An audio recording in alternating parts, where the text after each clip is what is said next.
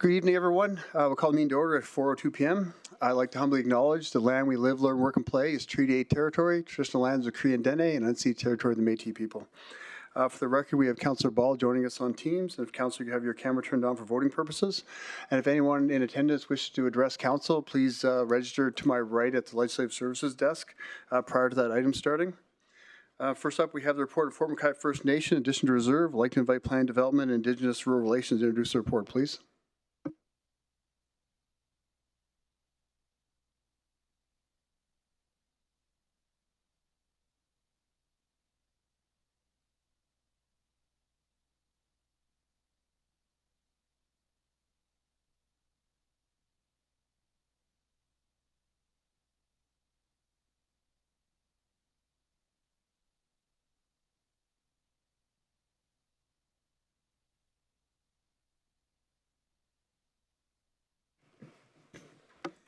Good afternoon, Mayor and Council.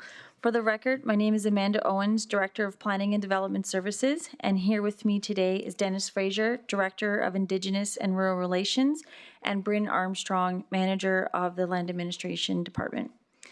Fort McKay First Nation is requesting that the municipality transfer a municipally owned property at a nominal rate to the Fort McKay Land Stewardship Society.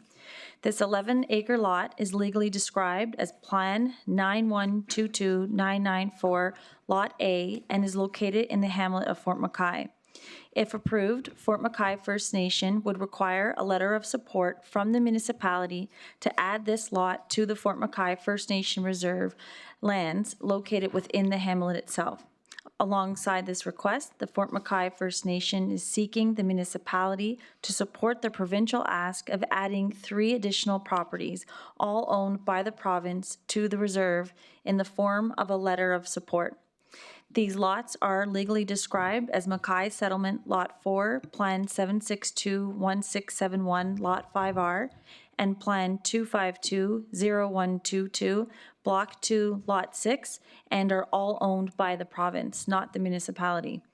This letter of support is being requested in accordance with the federal government's addition to reserve process, and Council has previously provided letters of support to Athabasca Chippewan First Nation, Fort McKay First Nation, Mikisew Cree First Nation, and Smith's Landing First Nation as part of ATR. Good afternoon.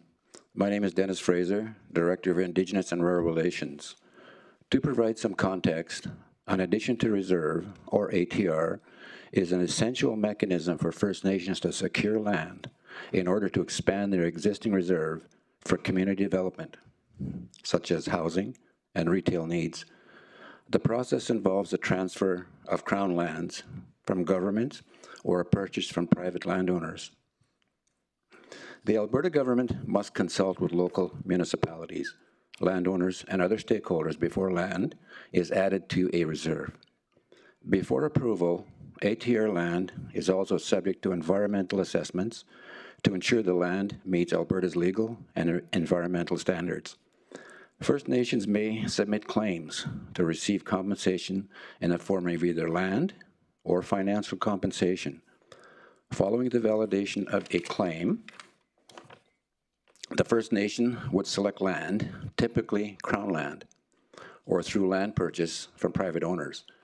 Fort McKay First Nations request to have Lot 10A transferred to the Fort McKay Land Stewardship Society at a nominal rate by the municipality has been reviewed by administration independently and on its own merits. Lot 10A was acquired by the municipality at amalgamation from the province and for a nominal rate of $1. Thank you. Fort McKay First Nation request was circulated internally to departments and is not required for municipal purposes or projects. Therefore, it is deemed surplus land to the municipality as defined by Council's acquisition and disposal of interest in real property policy. The lot was appraised in 2024 at $1.68 million.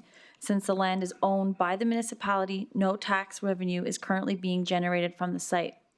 Lot 10A currently houses an air monitoring station, which is operated through a collaborative agreement between the Fort McKay First Nation and Wood Buffalo Environmental Association. The Fort McKay First Nation pays $2,000 in yearly rent to the municipality for use of this site. The air monitoring station is an important part of a network of equipment that measures air quality in the oil sands region, and the nation does plan to continue its operation moving forward. On the northwest corner of Lot 10A, there are two existing Fort McKay First Nation homes that overlap. Administration is also aware of an unapproved laneway traversing a portion of Lot 10A connecting Lot 10B, a privately owned lot, to Fort McKay Road. As a condition of this transfer, Fort McKay First Nation has committed to working with the owner of Lot 10B to resolve and ensure all access-related issues. By transferring 10A, Lot 10A, all of the municipal encroachment issues on this site will be resolved. Regarding the nation's second request for a letter of support, the ATR request for 3 provincial properties, this request has also been circulated internally, and administration is aware of one municipal interest with respect to Lot 6, Block 2, Plan 252-0122, which is located directly adjacent to a municipally owned lot. The municipally owned lot has a non-operational landfill on it. To ensure that the municipality can meet regulatory requirements and successfully close out the non-operational landfill, Fort McKay First Nation has agreed to provide the municipality with an access easement interest through their land code. It is important to note that the municipality provides services to ATR lots, including water, sewer, solid waste, and fire response. A municipal service agreement to cover the cost of these services will need to be negotiated. Moving forward, if these properties are added to reserve as proposed, they will be moved outside of the municipality's taxation authority, representing a minimal loss of $651. However, this minor loss in tax revenue is negligible compared to the opportunity to advance our commitment to truth and reconciliation. Specifically, Call to Action 47 was adopted in 2018 and illustrates a long-standing commitment to reconciliation around land. Furthermore, this transfer and support for the ATR is also in alignment with the municipality's strategic plan and council's strategic plan.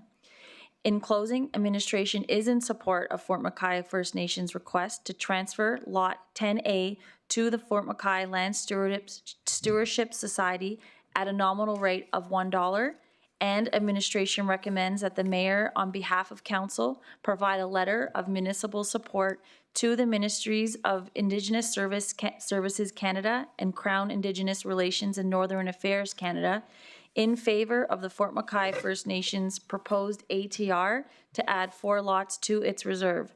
This concludes our presentation. Thank you. Thank you. Does council have any questions? I'm not seeing any, so thank you, Bryn. Thanks, Amanda. Thanks, Dennis. Do we have any delegates to this item? We just have Darlene Soucy and Carrie Santos from Fort McKay First Nation. And I know you know this, Darlene, but if you have 5 minutes to present, and if you could say your name for the record, please. Remain seated for questions. Thanks. Good afternoon, Mayor Bowman, councillors. My name is Darlene Soucy, and with me is Carrie Santo, and we represent Fort McKay First Nation. And we're here to speak in support of the recommendation for the transfer of Lot 10A for nominal sum to the First Nation, and as well as for the letter of support for the 4 lots that we're looking to add to our reserve. Fort McKay First Nation has been working on additions to reserve for the past 20 years, and these proposed additions would not only provide jurisdictional continuity within the community, they would pave the road for future housing. Fort McKay applied to Indigenous Services Canada for these 4 lots to be added to reserve in 2020 and 2021 and received conditional approval at that time.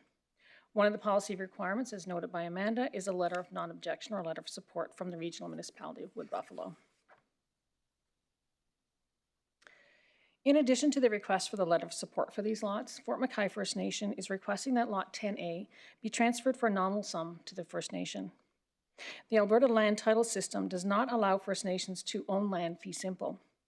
Therefore, the Fort McKay Land Stewardship Society was created to hold the land until the addition to reserve is completed with Indigenous Services Canada. At that time, the land will be transferred to Canada to form part of Fort McKay Indian Reserve 174. As you can see on the map, it's a little bit small. There are other maps in your package. Lots 4 and 5R are positioned along the riverfront in the blue crosshatch area. And as you can see, these lots are also surrounded by reserve land. And there is one other lot on there, which is considered to be, everybody calls it the old fire hall lot, and the RMWB provided our letter of support back in 2022 for that lot, so thank you. As you can see in this blue crosshatch area, this is lot 6. And lot 6 is located on the north side of the community, and the eastern portion of that lot is intended for future housing. So it's quite a large area that will, in the future, hold many homes, hopefully. Fort McKay First Nation is working with the RMWB administration to finalize an agreement for the RMWB to access the monitoring wells for the decommissioned landfill. That landfill, as you can see, is lot 872-173 on the west side of that lot.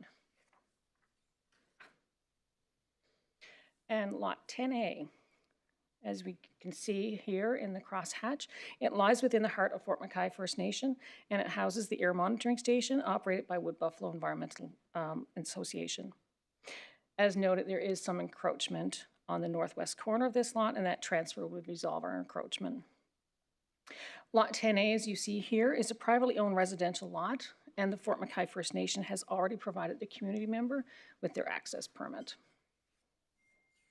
And you can see the laneway noted in yellow on our map.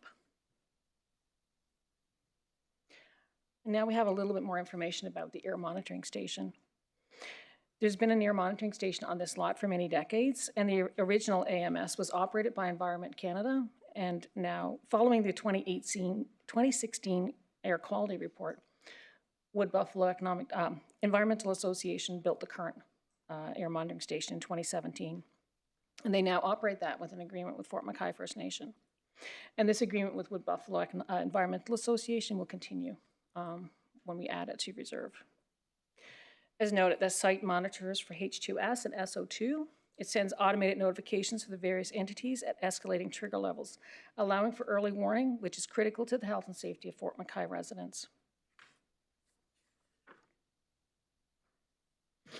Lot 10A was transferred for $1 to the municipality during amalgamation, even though it was located within the Fort McKay First Nation community.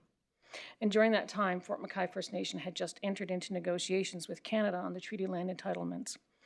So at that time, the province really should not have transferred land that was under negotiation. And as noted, Fort McKay First Nation is requesting the transfer of Lot 10A for a nominal sum as a gesture of reconciliation. Thank you, Mayor and Council, for the opportunity to present today. And we'd also like to thank RMWB administration for all their time and support throughout this process. Thank you, Darlene. Does Council have any questions?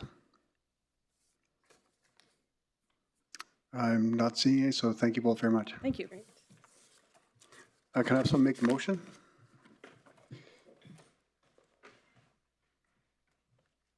Councillor Weigel. Thank you, Mr. Mayor. That administration be directed to complete the transfer of municipal lot legally described as Lot 10A, Plan 9122994 in the hamlet of Fort McKay, as highlighted in Attachment 1, Subject Area Map, for a nominal value, subject to the terms and conditions outlined in Attachment 2, Land Sale Terms and Conditions, to the Fort McKay Land Stewardship Society, and that the mayor be authorized on behalf of council to provide a letter of municipal support to the Ministries of Indigenous Services Canada and Crown Indigenous Relations and Northern Affairs Canada for Fort McKay First Nations additions to reserve proposal to add 4 lots inclusive of Lot 10A above, certificates of title included as Attachment 3 to the Fort McKay First Nations Reserves number 174, subject to the conditions identified by administration as shown in Attachment 4. Thanks, Councillor Weigel, and thanks for the second, Councillor Ball. Does Council have any discussion, debate points, or comments? I'm not seeing any. Or go ahead, Councillor McGrath. Thank you, Mayor Bowman, and through the chair. I never got the chance to see Darlene there in the seat, but Darlene, all the best to you. We miss you. Thanks for your service. Just through the chair, Mayor, I know that in this land deal, certainly long overdue, but the other concern, I think it was myself and Lance went the last time. We had a couple of councillors took us around the community, and certainly I think it's duly noted that the landfill area that they've been, incorporating themselves is going to be something that needs to be addressed by the municipality, I guess, and hopefully they don't make land anymore. But I know that as the community grows, there will be a need for more land, and I guess if there's anything, I never got a chance to ask, but if there's anything, obviously, on our behalf, if there was any way that we could extract more Crown land out towards somewhere for the nation, I guess we would, but I don't think that's in the package right now. I just wanted to highlight that because we did get a good tour of the need to finish off, I guess, the reclamation of the current waste facilities, but it's going to need land or a relocation or something like that. Thank you, Mayor Bowman. Thanks, Councilor McGrath. And I think this is a good start here tonight, as you mentioned, and with our support for the 4 extra parcels will definitely help in that. But I think it'll be an ongoing conversation. I agree. Thanks, Councilor McGrath. Anyone else have any comments, debate points, or questions? I'm not seeing any. So I'm also, as Councilor McGrath mentioned, I'm in favor as well of this, and I think it goes to show our continued relationship with the First Nations, and we'll keep giving that support wherever we can. So with that, I'll call for a vote. Online, Councilor McGrath in favor.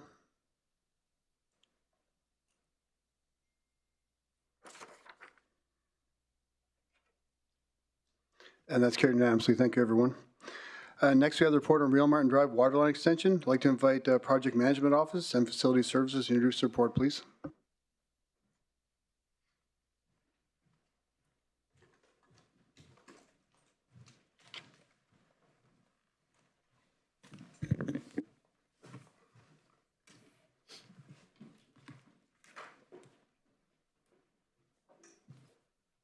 Whenever you're ready, Elliot.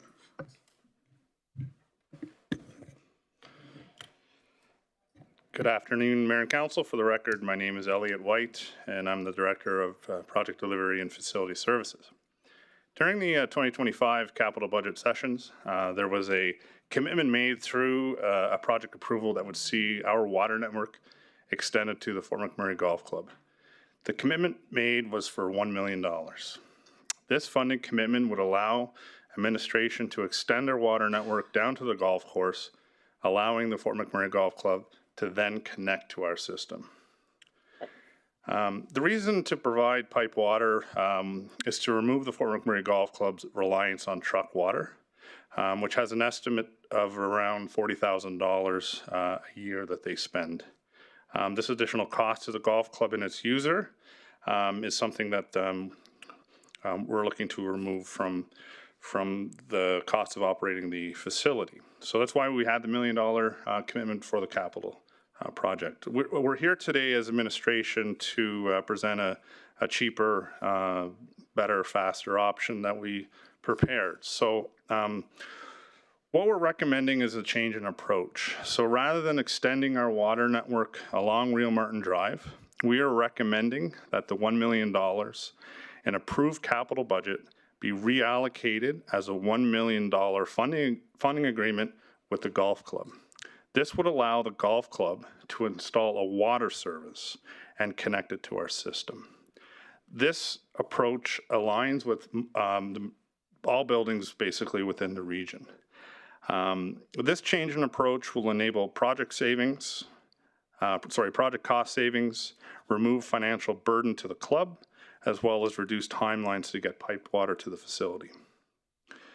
Administration reviewed the parameters necessary to extend our water network using capital funding and identified the following concerns. Capital funds are used for RMWB assets only. A capital project would require the Fort McMurray Golf Club to pay an estimate $150,000 for a connection to our system. So basically, down at their facility themselves, they would have to do some work to make that final connection at their building, and they would also have to do some piping inside their facility. If a funding agreement was supported, the pressure reducing system that would be required could be moved into their facility. So we would eliminate the need for approximately $100,000 concrete chamber. Extending our system requires time for provincial approval. If a funding agreement was used, the step would not be necessary, as a service line only requires municipal approval through planning and development. A funding agreement would allow the golf club to install the system, contribute to the project, and look towards installing a system in a way that can be operated year-round. This change in approach is consistent with municipalities' strategic priority of building relationships and the local economy. Partnering with the Fort McMurray Golf Club, a not-for-profit, through a funding agreement and installing a service line is more fiscally responsible than an extension of our water system. Collaborating with the Fort McMurray Golf Club to deliver potable water to its facility through a service line recognizes the value the Fort McMurray Golf Club asset in providing the importance of recreational opportunities in this community. Thank you. Thank you, Elliot. Council have any questions? Councilor McGrath, go ahead. Thank you, through the chair. And although it was approved again in 2025, the funding at the time, it was funded through our budget process properly in 2020. So the lads, they've been waiting.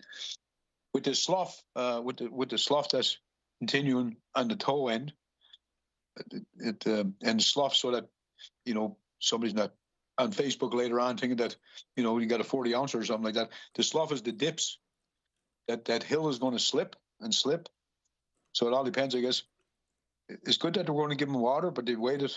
And I think it's probably the first dollar that we doled out, because as a student of Keano College, we built it with community funds, with a lot of volunteering hours. So I kind of felt bad because they've been waiting for this. In fact, in 2020, they could have had the work done for about $450. But now, just down on the bike the other day, you know, the hill is sloughing. So hopefully, at the end of the day, there's not going to be some kind of failure later on that kind of squeezes that line out. But I think, like, with all, you know, and that, to my knowledge, as a member, I guess, they went through a lot of trouble, but they've never had their hand out. And people think it's a private course. It's been the home of the Boreal Open. This year, it's going to be the signature play for the final event of the RBC. So not only does it do our community mental health well, but it's bringing people to our community. And I guess I'm a bit sentimental with it, because when we're coming down the hill, you know, there's old fellas like Stall Mill guy. There's a lot of history in that hill, a lot of history in the golf club, and it's certainly not a private club, because I think it was Blair McDowell that took the place and made it a public place. And again, this weekend they had the memorial just passed. It's the longest running tournament in Alberta, and it's right here in Fort McMurray. So I'm glad that we're through this, Elliot, and you know, all good intentions, but this is why people think that council lags. Sorry, Councilor McGrath, do you have a question for this portion? The question is, once this funding is approved this evening, will there be any lag time in being able to do it this summer or next spring? Sorry, Mayor. No problem. Thanks, Councilor McGrath. Through the chair to the question. We, as administration, began working on a draft agreement already to make sure that there is no lag. We want to make sure that the golf club is able to succeed with this as fast as possible. Perfect. Thank you. Because, thanks, Councilor McGrath. Thank you. Councilor Ball. Thank you, through the chair. I guess to Elliot. My only question really is, my assumption is, and you can just nod your head, I guess, is that whatever service the golf course puts in, it would have to meet our engineering servicing standards, correct? Through the chair. Like, I'm not talking about a water line across the grass. Correct. They would have to follow good practice. They would have to follow what we would see in the ESS, yes. Right, and ultimately, whatever they planned to put in would need some sort of approval from the municipality saying, yeah, that meets our standard. That's correct. Through planning development, they have an approval process. Correct. Okay, perfect. That's all I had. I like this kind of thinking. Thanks, Councillor Ball. Councillor Banjoko? Thank you, Mayor Bowman. Thank you for the presentation, Elliot. I'm not sure this question is for Elliot. It might even be for Mayor Bowman. I wanted to know why we can't connect some of our hamlet communities, like Draper, for instance, and what the budget would look like if we were to think along connecting. I really don't know right now. With this is money we approved in 25, and I guess the council in 20 approved it, and this is just putting it a different way and a different allocation way to allocate it, but I'm not sure about that. Thank you, Mayor Bowman. And I remember that, yes, we approved this, but it just got me thinking because I got a question from the community, and maybe we can get the answer later. Yeah, for sure. Thank you, Mayor Bowman. Thank you again. Thanks, Councillor Joko. Councillor Boussier? Yeah, thank you, Mayor. Through the chair to Elliot. So this topic's been thrown around for years. I guess the question is, there's another expense on top of this that will be incurred by the golf course to have the system up and running. I don't know what that cost is, and $1 million is $1 million bucks. Had we looked at just providing water or subsidizing the way they do it now, and how many years it would be for the payback? Like, there has to be, currently I see Dave's, and I don't know if he wanted to speak to it or not, but right now the golf course incurs so much money to haul in and haul out, I guess. Mm-hmm. To the chair, to the question. Are you asking for sort of I guess at the end of the day, return on investment type of thing? If you look at it from there's going to be a cost, the $1 million bucks, and the golf course is going to be responsible for some additional costs. Have we looked at those total costs and the number of years it would take to continue the way they do it, if we were to pay for that? Okay, so what I think you're asking is that based on the calculations we've done, over the course of 20 years, it's about 20 years to answer, if I believe I have your question correct. So on $1 million, say, expense, or I don't want to say investment because then you get into making money, but you take $1 million and you apply $40,000 a year. I believe it's around 20 years that they would be a payback. Yeah, but there's going to be a cost with a golf course. That's the part that I'm sorry, through the chair, to that portion of the question. What cost do you refer to? Well, I'm assuming that if we give them the $1 million, they're still going to have some costs at their end to make the water. Is this just the fund? I think what Councillor Boussier is talking about, they have pay for water, right? Yeah. Oh, through the chair. Yeah. So they're going to have to pay for water through our regular user fees and utility billing, as they have been for as long as they've been, bringing water down there. So that cost will continue it would be considered an operational cost for them, no different than them. And maybe the question's for Dave, but I don't know if Dave wants to speak. I'm just trying to figure out, like, the return. Like, is it going to be in 25 years, it will pay for itself, or is it 30 years, is it 40 years? Counting what we're providing, their expenses. Yeah. I'm assuming, did we look at that as another option, or did the golf course look at, where maybe we just continue to do business the way we're doing with them, and then maybe instead of giving them $1 million, we subsidize it. Okay, so through the chair, we spoke of potential options prior. And it would be a quick calculation. It's $1 million divided by their expensive for the trucking. Their water would be the same no matter whether you're trucking. The actual raw cost of water is going to be the same whether they're sort of trucking or whether it's piped. So when this is all finished with the pipe service, they're going to have a meter, and we're going to charge them a utility bill for that service. Correct. And I guess where I'm going with this, is we've looked at the options because I think Sapri Creek residents know once you get hooked up, you pay for water in and out. When I go spray water my lawn, I pay water and sewer. Sapri never used to do that. I think with golf course probably doesn't do that either, do they? Because they truck it in and out. We just pay for it to go in. Through the chair, to the question, they definitely pay for water, the raw cost of the water that they withdraw from our system at the water treatment plant. Say, for example, they take that out, and then it goes into a truck. So then there's a cost of trucking all by itself. So we're just eliminating the trucking cost, which is very expensive. So that's about a $40,000 cost to them. The cost of the water, the raw water cost, the material, is about the same no matter what method you deliver it to them. Okay, yeah, that's okay, thanks. Okay. Thanks, Councilor Boussier. Do you have any more questions for presenter? I'm not seeing any. Thank you, Elliot. Do we have any other delegates to this item? We have no registered delegates for this item. Thank you. Thanks. Can I have someone make the motion? Councilor Weigel.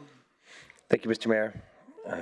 Motion that $1 million allocation from the 2025 capital budget for extension of the potable water network to the Fort McMurray Golf Club be canceled and the funds returned to the Capital Infrastructure Reserve, CIR, and that funding of $1 million be allocated from the Emerging Issues Reserve to be allocated as the funding agreement to the Fort McMurray Golf Club for the installation of potable water service line.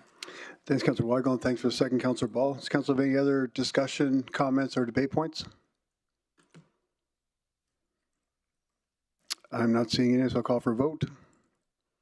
In favor online, Councilor McGrath in favor, thank you. Councilor Cardinal is opposed.